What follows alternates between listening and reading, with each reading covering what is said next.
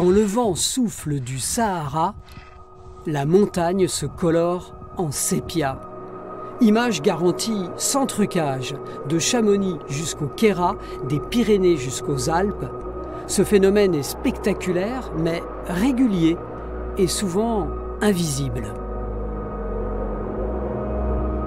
Il y a quasiment tous les hivers, il y a des ébauches, et même plusieurs fois. Simplement, des fois, la masse de poussière qui est déposée, elle est tellement faible qu'on ne la voit pas à l'œil nu, parce que notre œil n'est juste pas assez sensible au changement de couleur. Par contre, on la détecte avec nos instruments. Et par contre, même en quantité faible, cette poussière a un impact sur l'évolution de la neige après. Depuis 5 hivers, cette chercheuse analyse la composition des dépôts de poussière saharienne. Pour mesurer leur impact sur la neige, les dépôts accélèrent la fonte. En fait, le processus principal, c'est qu'il change la couleur. Donc, du coup, la neige est moins blanche et elle va absorber plus d'énergie solaire, comme quand on a un t-shirt noir au lieu d'avoir un t-shirt blanc, par exemple. Et du coup, elle a plus chaud quelque part et elle fond plus vite. Qui dit moins de neige, je sais pas, au printemps, va dire que l'eau pour les barrages ou pour l'agriculture ne va pas être disponible au même moment.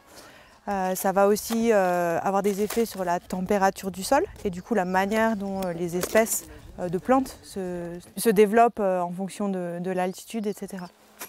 Dans le Caucase, en 2018, la poussière de sable a ainsi raccourci de 40 jours la saison d'enneigement. Ces particules désertiques peuvent aussi avoir des effets directs sur notre santé. Certaines se déposent, mais d'autres restent en suspension dans l'air parce qu'elles sont suffisamment fines. On parle notamment de particules de taille inférieure à 10 microns. Ces particules, elles ont un caractère irritant, même si elles sont d'origine naturelle. Et c'est pourquoi donc, il y a des vigilances pollution qui sont activées lors de ces situations. Rassurez-vous, l'épisode touche à sa fin. Sur ces 2 cartes, on voit bien la différence entre le premier événement survenu autour du 6 février et l'épisode de ces jours-ci. L'Y grenoblois est déjà beaucoup moins rouge. Plus basse qu'elle n'était le 6 février. Moins rouge.